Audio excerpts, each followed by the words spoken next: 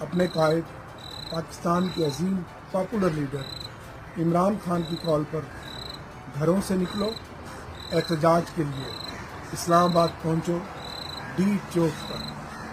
یہ وقت ہے اپنے لیڈر کے ساتھ اظہار یکجہتی کرنے کا، یہ وقت ہے اس ملک میں آئین اور قانون کی بالادستی قائم کرنے کا، ہمارا چوری شدہ مینڈیٹ واپس لینے کا، اس ملک میں جو فسطائیت ہے اس کو ختم کرنے کا۔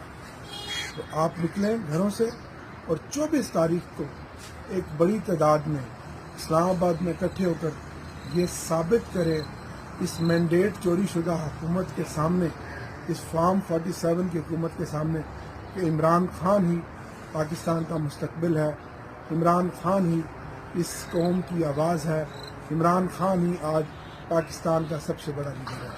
بہت شکریہ۔